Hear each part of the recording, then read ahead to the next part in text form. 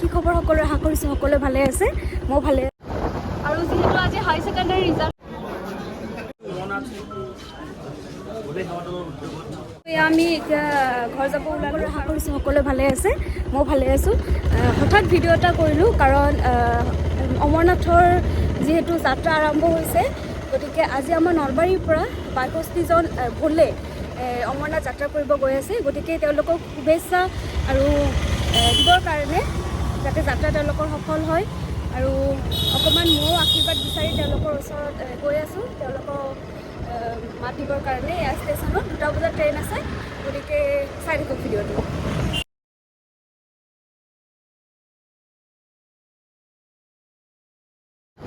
আৰু যিহেতু আজি হাই ছেকেণ্ডাৰী ৰিজাল্ট দিছে, নলবাৰীৰ পৰা এই শংকৰদেৱ একাডেমী মই য'ত হাই ছেকেণ্ডাৰী ইয়াৰ পৰা দ্বিতীয় স্থান লাভ কৰিবলৈ সক্ষম হৈছে। গতিকে খুব বেছি ভাল লাগিছে, আমাৰ নলবাৰীবাসীৰ কাৰণে গৌৰৱ। দুটা স্থান কৰিছে নলবাৰীৰ পৰা, অসম ভেলী আৰু শংকৰদেৱ একাডেমী। গতিকে ভাল লাগিছে, আৰু আপোনালোকে ইমানখিনি মোক গৌৰৱ দিছে মোৰ ভিডিঅ'বিলাকত। গতিকে মই তাকে বুলি ভাবোঁ, কাৰণ কম সময়ৰ ভিতৰতে আপোনালোকে মোৰ ভিডিঅ'বোৰ ইমান ধুনীয়াকৈ আঁকোৱালি লৈছে। আৰু যদি এতিয়ালৈকে মোৰ ভিডিঅ'বিলাক আপোনালোকে চোৱা নাই বা মোৰ চেনেলটো ছাবস্ক্ৰাইব কৰা নাই, কৰিব, তেতিয়া আকৌ বেছি ভাল লাগিব ভিডিঅ'বিলাক বনাবলৈ উৎসাহত।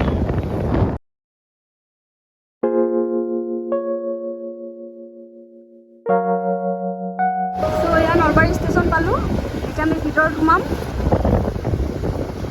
আজি আমাৰ যাত্ৰীবিলাকক শুভেচ্ছা দিয়া মানুহৰ সংখ্যা বহুত বেছি হ'ব। এয়া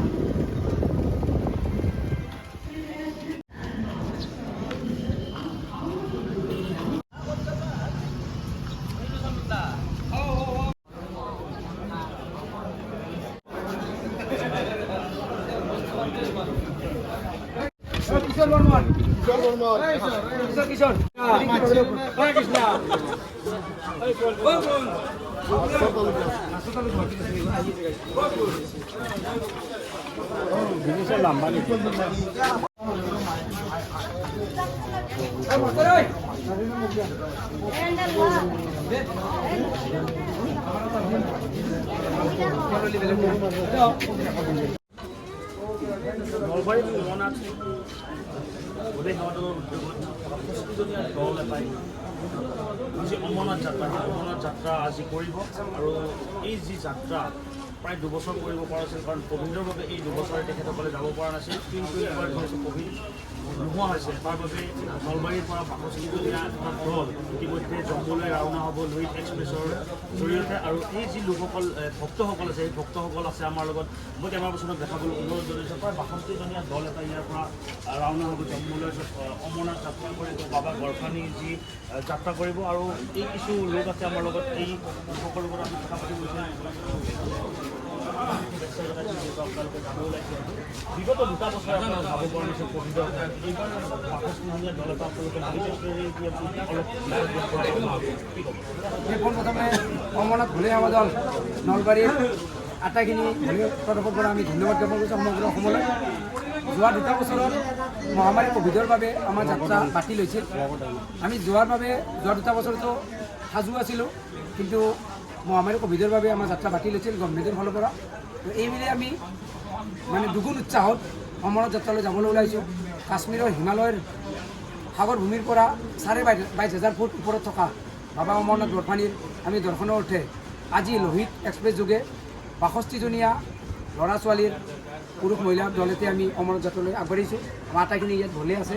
আমি আশা কৰিছোঁ এই যাত্ৰাৰ জৰিয়তে সমগ্ৰ বিশ্বত শান্তি প্ৰতিষ্ঠা হওক।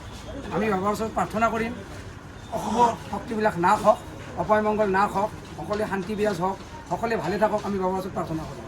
ধন্যবাদ জনাইছোঁ। কি ক'ব আপুনিও যাব ওলাইছে, যিহেতু প্ৰতি বছৰে যায়, দুবছৰ যাব পৰা নাছিল। আৰু নলবাৰী জিলাৰে নেকি গোটেইকেইজন জিলাৰ নহয়, আমাৰ গুৱাহাটীৰো আছে, ডিব্ৰুগড়ৰো আছে, ধেমাজিৰ আছে, এনেকৈ লগ লাগি আমি প্ৰায় ৬২জনীয়া গৈ আছোঁ। এতিয়া বৰ্তমান কথাটো হ'ল কি, আমি এতিয়া আমাৰ ধৰ্মেশ্বৰালৈ মই স্মৃতিত যাওঁ। মই ইয়াৰ 15 বছৰ হ'ল কণ্টিনিউ 14 বছৰ এতিয়ালৈকে আমি ভাৰতবৰ্ষত থকা 12টা জ্যোতিৰ্লিংগ আমি ক্লিয়াৰ কৰিছোঁ। লগতে কৈলাশ মানসৰোবৰ আমি দৰ্শন কৰিছোঁ। এইদৰে যি 62 নলবাৰীৰ এটা দল, সেই দলটোৱে ইতিমধ্যে লুইত এক্সপ্ৰেছেৰে ৰাওনা হ'ব জম্মুলৈ, আৰু এনেদৰে যি প্ৰায় 2 বছৰ পিছত এই ভক্তসকলে যি জয়কাৰৰ বীৰ বজৰংগী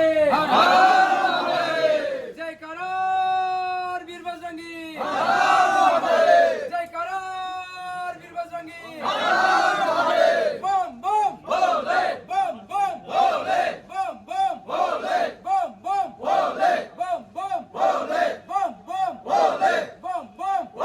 बोल बाबा अमरनाथ की बोल बाबा बर्फानी की माँ पार्वती की माँ पार्वती की बोल बाबा बर्फानी की চন্দন দা মোৰ খুব মৰমৰ এজন ককাইদেউ, তেখেতো এইবাৰ অমৰনাথ যাত্ৰাত গৈ আছে। চন্দন দা কিমান বাৰ হ'ল? এইটো মোৰ বাবাৰ নামটো ছবাৰ হৈছে, এইটো অমৰনাথটো ফাৰ্ষ্ট এইবাৰ মোৰ। অনুভৱ কেনেকুৱা? অনুভৱ বহুত ভাল লাগিছে, মনত একদম আৱেগিক, মানে কি বাবাৰ ওচৰত যদি বাবাই মাতিছে, মানুহে কোৱা শুনিছোঁ বাবাই মাতিলেহে যাব পাৰি, চ' বাবাই মাতিছে চাগে, বাবাৰ ওচৰত গৈ আছোঁ। আমি চবৰে মংগলৰ কাৰণে গৈ আছোঁ, তোমালোকৰ ভাল হওক, আমাৰ ৰাইজৰ ভাল হওক, মই যাই আছোঁ, ভাল লাগি আছে। শুভেচ্ছা থাকক, ভালে ভালে আহক। আৰু ধন্যবাদ। ষ্টেচনত লগ পালোঁ এজনী খুব ধুনীয়া ছোৱালী, ইমানবোৰ ল'ৰাৰ মাজতে ছোৱালীজনীক দেখি খুব বেছি ভাল লাগিছে। প্ৰথমবাৰ যাবা? কি নাম? নলবাৰীৰ হয়? আচ্ছা, শুভেচ্ছা থাকিল, ভালে ভালে আহা, ধন্যবাদ। এতিয়া ঘৰ যাব ওলালোঁ, কাৰণ ট্ৰেইনখন লেট আছে 3:30 বজাত। ইমান সময় ৰৈ নাথাকোঁ আৰু গোটেইবিলাকক লগ পালোঁ, খুব বেছি ভাল লাগিল। অকণমান আৱেগিক হৈ পৰিলোঁ, কাৰণ বহুত দিন তেওঁলোক তাত থাকিব, 10 আগষ্টতহে আহিব। ঘৰৰ মানুহবিলাকো, ফেমিলি মেম্বাৰবিলাকো আহিছে চবকে মাত দিবলৈ, শুভেচ্ছা দিবলৈ, আৰু তেওঁলোকৰ যাত্ৰা শুভ হওক এয়া কামনা কৰিছোঁ। মনৰ আশা মানে তেওঁলোকে যি মনোকামনা কৰে চববিলাক বাবাই যাতে পূৰ্ণ কৰে, সেয়াই কামনা। গতিকে আজিলৈ ভিডিঅ'টো এইখিনিতে শেষ কৰিছোঁ। পুনৰ এটি নতুন ভিডিঅ' অতি সোনকালে লগ পাম। তেতিয়ালৈকে ভালে থাকক, কুশলে থাকক, ধন্যবাদ।